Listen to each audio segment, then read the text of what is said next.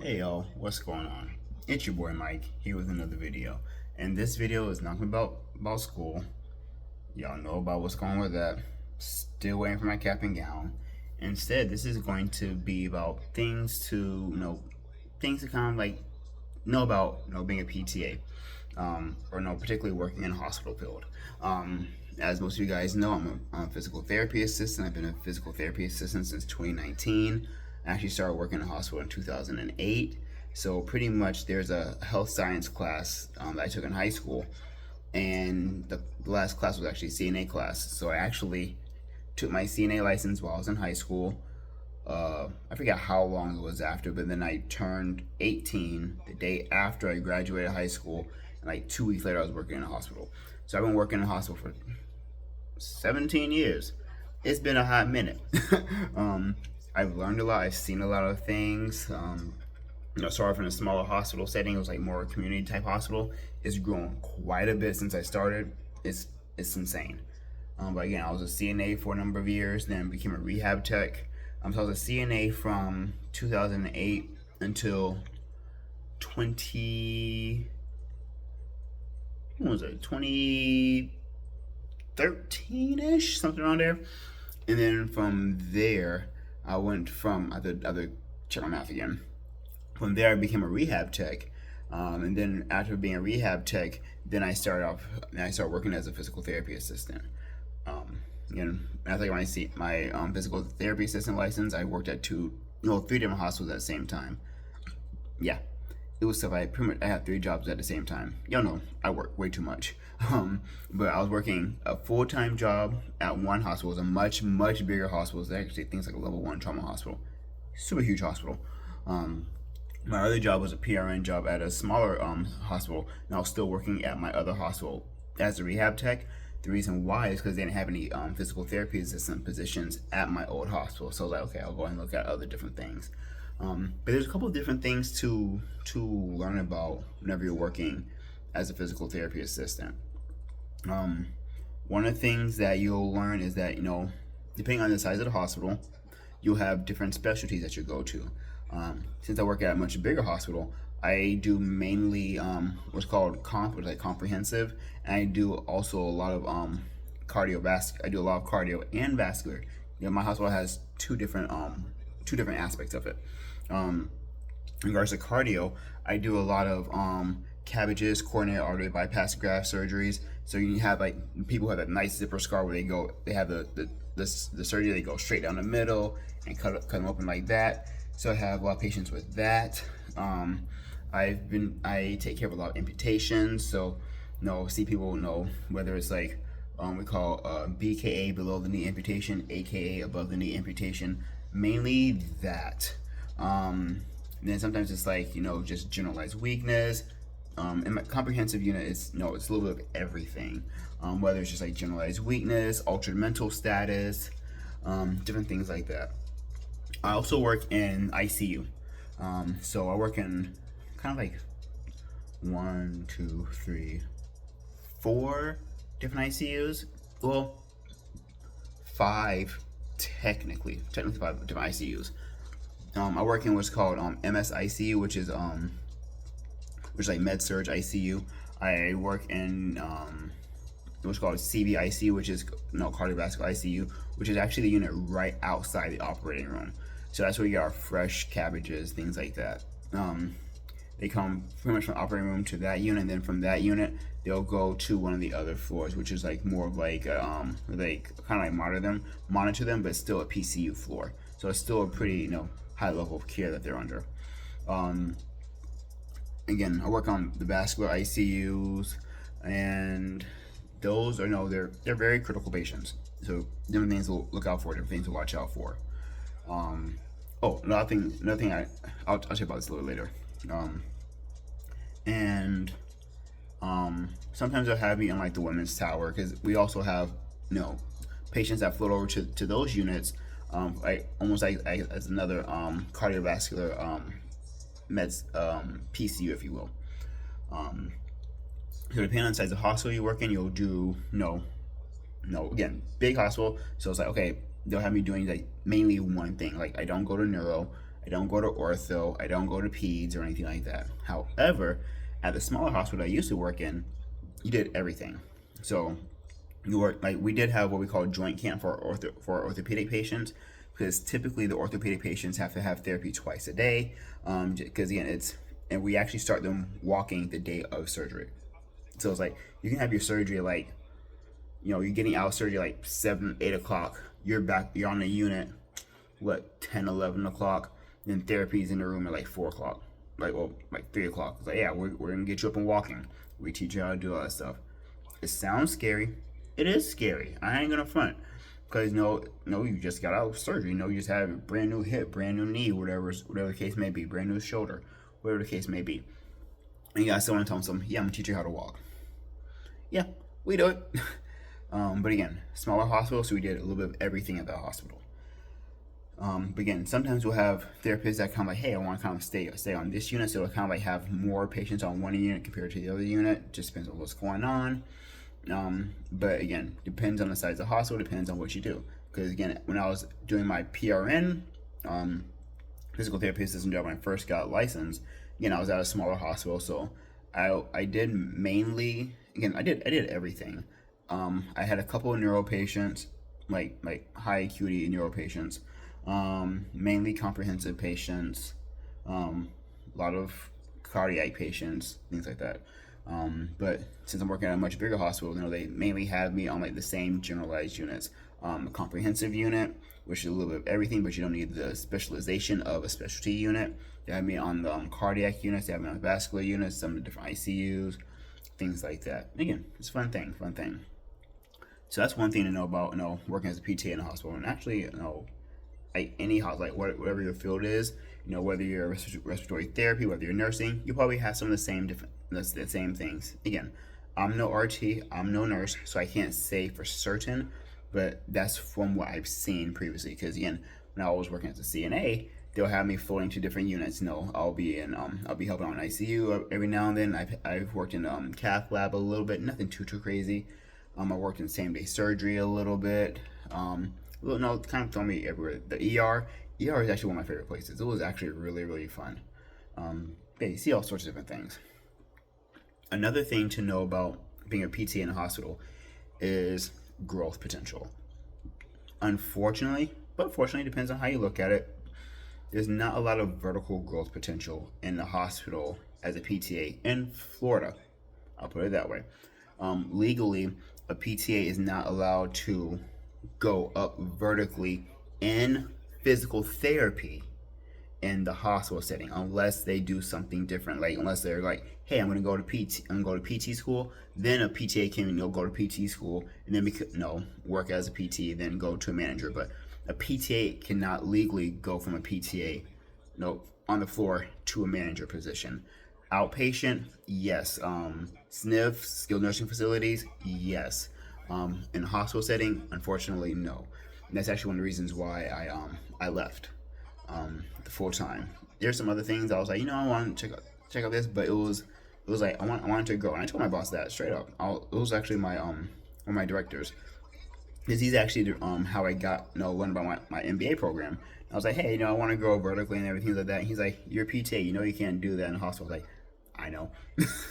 So he's like, well, we gotta find something for you. So that's actually when I started to look outward and different things like that, and started my MBA program and different things. So the caveat to that is, again, if I moved out of therapy and used a different degree, a different degree skill set, because again, as a PTA, I can't move up vertically. However, I have an MBA also, so I can move outside and then move up vertically that way, using the stuff that I use with my MBA, not necessarily my PTA.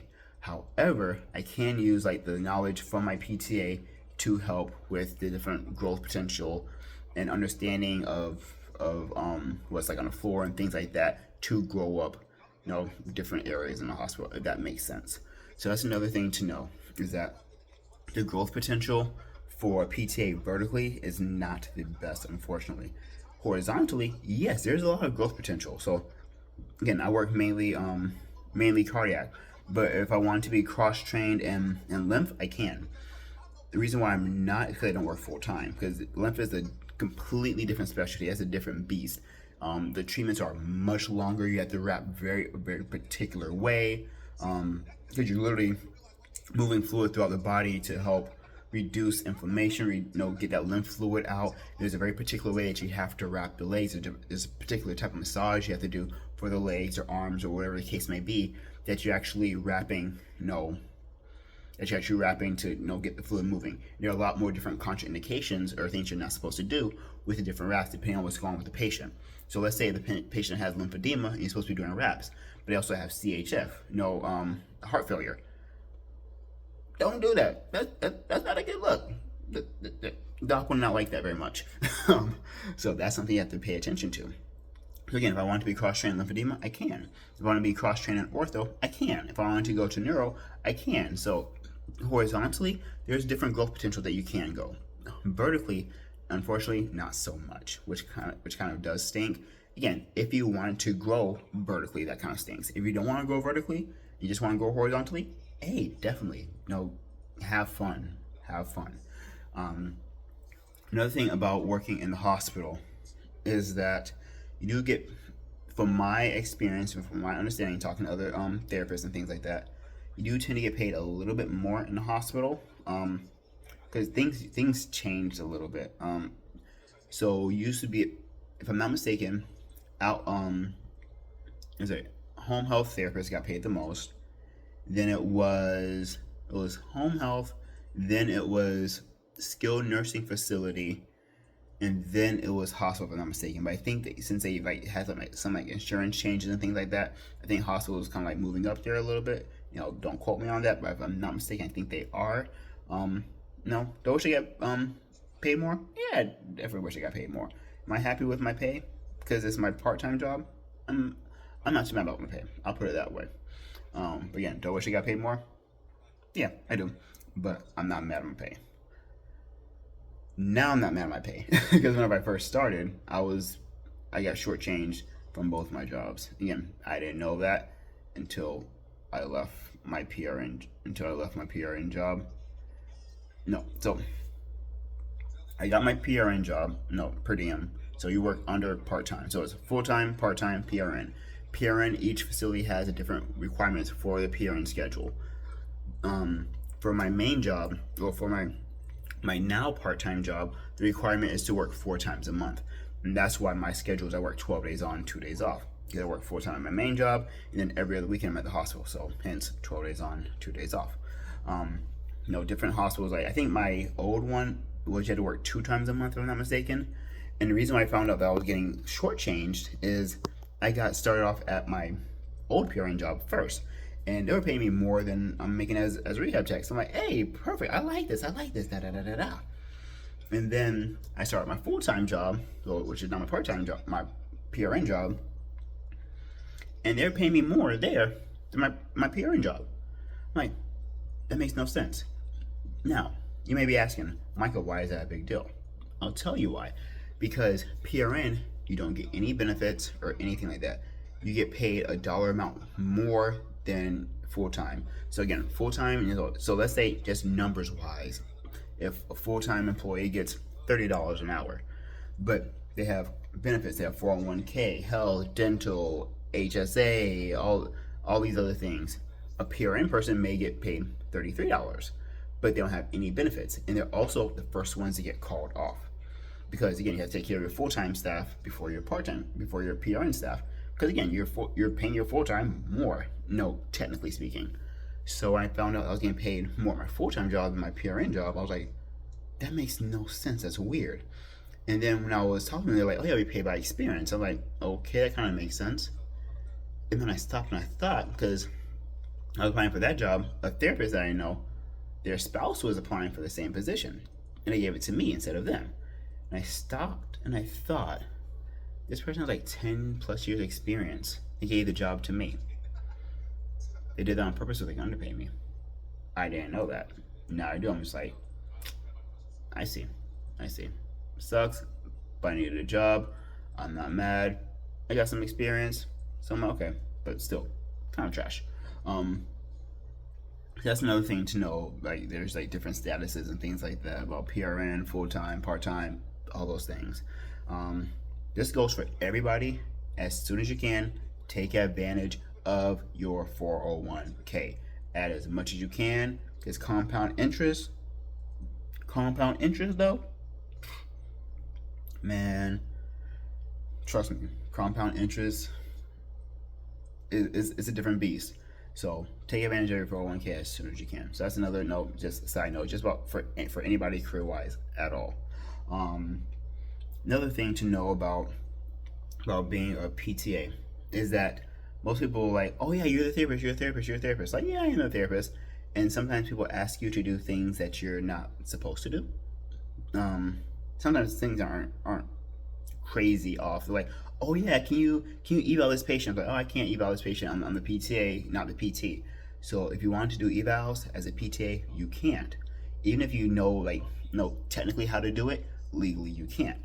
And again, people are like, oh yeah. So people kind of like, hey, come on, do it. It's like, nah, I can't do it. So if you want to do the evals, you have to go back to school to be a PT. So again, for some people that's a pro, some people that's a con. It depends on what floats your boat. So that's another thing about being a PTA. There's so much things. Like being a PTA is actually really fun. I see a lot of people. I do a lot of things. Depending on how close you are with your therapist, you can make changes to the exercises, to the frequency of care, all sorts of different things. Again, just depends on how close you're with your therapist. Because you're like, hey, I saw patient John Smith. You recommended this, this, and this. Because of this, this, and this, I'm recommending this. Is that okay? Sometimes they'll say yes, sometimes they'll say no. But again, just also depends on the relationship you have with your therapist. So that's a cool thing. Another thing about being a PTA that I enjoy is that you have the rehab techs that are helping you out. Generally speaking, you have a couple rehab techs in the hospital or wherever you're at, and they are there to help you. But again, treat everybody nice. Treat no matter who they are, what level they are, what degree they have. I don't care if it's a housekeeper or it's a CEO. I talk to literally everybody the same way. I'm like, hey doc, what's going on? Or hey housekeeper, how's your day going? I'm sitting there and I'm trying to crack jokes. I talk to patients the same exact way. The same way I'm talking to you guys, I talk to my patients the same exact way. And then I'll crack a couple different jokes and I'll do like a lot of different analogies and things like that. But I talk to my patients. As a PTA, you'll have so going back to what I was talking about. As a PTA, you'll have rehab techs that are here to help you out, and treat your rehab techs right. Treat your techs right, because there'll be times we have those 300-pound patients, and it says an assist times 2, max assist times 2, and you're like, hey, I need some help, and they're sitting there, they gone, because you didn't treat them right. But they'll help out, Johnny Smith over here, with their 100-pound granny who just broke her pinky, because they treated them nice. Granted, she's also lighter too. But it can be the opposite way around too. You can have someone who's like a modest times 2, you just need extra help, standing them up, and they will ghost you. They'll straight up ghost you. But they'll really help out this 500-pound patient over here because the therapist that they're working with is nice. So treat your techs right. Treat your techs right. Talk to everybody, because again, depending on your relationship with people, you can expedite different things. Because again, there have been plenty of times where I'm trying to work with a patient and they're like, I don't want to work therapy, and then doc's coming along like, hey doc, I'm therapist so and so, I'm here to work with so and so, but they don't want to work. And the doc comes in like, hey, I heard you know what? I heard you want to work with therapy. What's going on? And they're kind of like sweet talk the patient a little bit, because we all know that a lot of times discharge orders are waiting for therapy. And it's like, one thing that we can do is we can help determine where a patient goes. If they want to go home, we can help. We can help with that. If they want to go to a nursing home, we can help with that. It just depends on what the patient wants and how they let us help them, that we can actually push them towards their goals. Because there have been plenty of times I'm like in therapy, I'm like, hey, these are our goals. What are your goals? And like, well, I don't want to do this. I don't want to do that. Like, okay, we ain't gotta do this. We ain't gotta do that. So, is your goal going home? Yeah, I'm going home. I'm going home. Well, how are you gonna go home if you got a 2-story house but you can't get out of bed by yourself? Make it make sense. So, talk to everybody. People will help you out. there have been times where I'm in the middle of a therapy session and doc comes in like, oh, didn't mean to interrupt you. I'm like, oh no, come on, doc, wait, let's work together. You want to see this? I'm here with the patient. Let's do this. I've had doctors actually help me stand patients up. I've had doctors, like help support patients, or while I'm trying to take a blood pressure, things like that. I've had nurse practitioners, talk to me, like PAs talk to me, different things like that. I've had nurses is like, no, again, treat your nurses right too. Treat your nurses right. Even though people say that nurses are the backbone of the hospital. There's the sung heroes and the unsung heroes that are the backbone of the hospital. The nurses are the sung heroes of the hospital. The housekeepers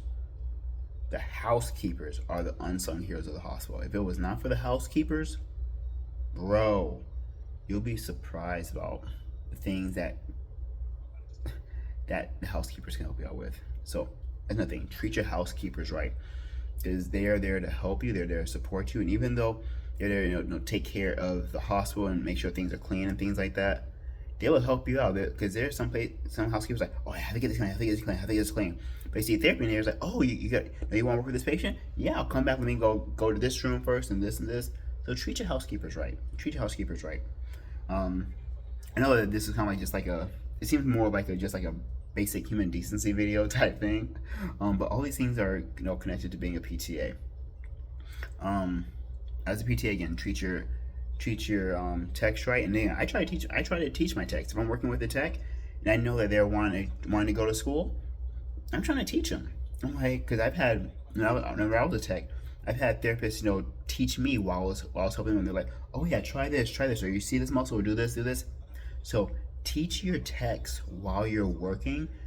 And again, it's like it makes your job easier, because let's say if you have a hard patient, if the techs know what they're doing, if they have the knowledge that you taught them, it makes your job so much easier. It's like, oh, they're doing the exercise with this, or they're doing this, or you're helping them stand up while you're checking the blood pressure, or you're watching the eyes, make sure that they're dilating or constricting. If you're doing like orthostatic blood pressures, the techs can kind of help out with that. All sorts of different things. So treat your techs right. I'm trying to think. There's so much about being a PTA. Enjoy the ride. It's not all sunshine and rainbows. There'll be plenty of times where you're just like, you know what? I want to leave. There'll be plenty of times where you're like, I'm tired of this. I'm tired of this, Grandpa. There'll be plenty of times where you're just like, I don't want to do this. But then, every now and then you have those patients, you're like, I'm glad I'm here. And thankfully, I've had a lot of patients, again, I've been in the hospital for 17 years. That's a long time. I've been a PTA, so I've been doing like my own cases and everything like that, my own direct patient care for 6 years. That's a good amount of time. And I've had patients that are like, you know what? I don't like you because you're rude, you're nasty, you're this, you're that. I don't like you. But then you have those other patients that you're like, you know what? For all those patients that I do not like, I'm glad I'm here because of you. And you will have those days where you're just like, you know what, ma'am? You're the highlight of not my day, not my week, not my month, but my year. There'll be patients that you will remember for a lifetime. There's a couple patients I still remember. I remember I had this patient when I was a CNA, and I remembered him because of his name. He had it's a dope name. It was a dope name. Obviously, I can't share it because of HIPAA, but the name was dope. And I was like, kid, your name is awesome. I like you. I was 18. I sent 21 year old to hospice. Things like that you'll remember. I remember one of my first patients in the hospital. I was treating them, and they were we called them a bolt, bilateral lung transplant. And the goal for bolts are you have to walk 10 laps a day. The hospital a lap is 700 feet on the unit that we're on, so 7,000 steps a day the patient had to walk minimum. Mind you, yeah, they had a lung transplant and everything like that. But you look at the feet, and their legs were dead. Their legs were done. There's no circulation. Their legs were about to fall off. Their legs were so done. It's just like, if your legs are this bad, now granted you have to take care of your lungs first, so they're different order of operations for different procedures. You have to get before any surgery. You have to get your heart work up. Make sure your heart is in good enough condition to make sure you'll make it through the procedure, things like that. And obviously, if you ain't got your lungs, you can't walk. So they had to take care of the lungs. But the patient had both lungs transplanted. They had both legs amputated. But then they went to rehab, got their prosthetics. Like a year later, I was walking around the unit. Started with 1 lap, then 2 laps, and 3 laps. I think the most I've walked with them was 3 laps before. I didn't see him again, but they're walking 3 laps. Another patient, I forgot they had some kind of infection. I don't remember what exactly was going on. But long story short, their bed sores were so bad. Wounds were so bad. Both arms and legs amputated. It was that bad. They made a full recovery, and they got all 4 limbs prosthetics. It's things like that you'll never forget in your life.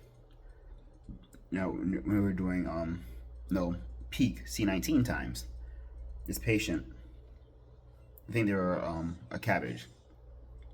They also had C19. So obviously you can't walk, but we put a treadmill in their room, and we were listening to reggaeton. So they jumped on the treadmill, listening to reggaeton, and my job was to check the oxygen saturation, make sure they're on, and just see how well they're walking. Things like that you don't forget. So being a PTA is very rewarding. It's very stressful. It will change your life. Again, you see things that you never thought you would see. You see things you wish you would never see. But you meet people that you will never forget. So enjoy the ride. I'm planning on doing some more videos about what it's like being a PTA, what it's like being a health coach, what it's like being a health coach manager, things like that. I'm planning on doing some more videos. And then, as you guys know, graduation's in 2 weeks. So I'm definitely taking you guys along for the ride for graduation. I'm super hyped about that. I should be getting my diploma relatively soon. I gotta double check the ETA of it. Still wearing my cap and gown. They said maybe here the week after graduation, but I heard from my counselor, and I gotta pay for the rental because I already paid for the full one. So I'm happy about that. I'm planning on doing some more videos about that for you guys. I saw that one of my videos got some pretty good traction. So I appreciate you guys for checking out my videos. For some people, it's like it's not a lot for some people, but for me, bro, I appreciate every view that I get. I'm a small channel. I've been on YouTube for less than a year, and my 53 subscribers, like, that's 53 more than I had last year, because obviously I didn't have a channel last year or something. So all my 53 subscribers, I appreciate you guys. There's a lot of things coming up. Like I said, I have the Honor Society. It's coming up in 2 weeks. That Thursday. Got graduation the next day. I got the cruise coming up in September. I have Portland coming up in September. Those are the big things coming up. That was worth the document and things like that. Another big thing I have coming up is I have my 5-year anniversary with my main job coming up in November. So I'm looking forward to that. That should be kind of interesting. It'll be pretty cool. Again, as y'all see, I'm a long-term kind of guy.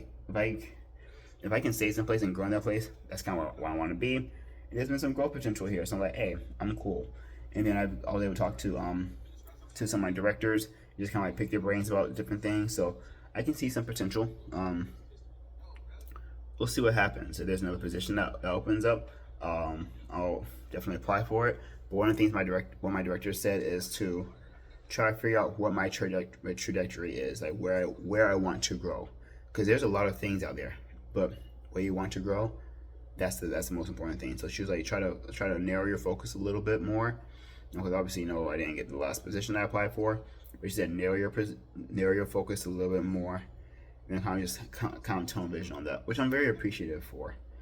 The thing that stinks is that there's not a lot of mobility, because where we can grow vertically depends on how well the business is doing. And if the business is growing horizontally, then we can grow vertically. So that's the thing. So it's kind of like it's a waiting list, and it's a long waiting list. I can say that because there's a lot of people that are gunning for the next level up. So it's been kind of tough. But that's what I got for you guys. Again, if there's anything else you want to know, drop a comment. Let me know what's going on. I'll probably do some more videos about my training regimen. Again, I've been doing my morning cardio. My coach actually increased my cardio, so doing 40 minutes of cardio 4 times a week. Getting my 10,000 steps in. He's like, make sure you're getting 10,000 steps. I'm like, hey, yes sir, yes sir. I'm already starting to notice the difference. I've been enjoying it. I will admit, I did sleep in a little bit today, so things are a little crunchy. But I'm gonna get my 10,000 steps in, get my cardio in. My workout routine changed. It's been going pretty good. Food's been going pretty good. No issues with that. Yeah, so we'll see what's next. But until next time, later.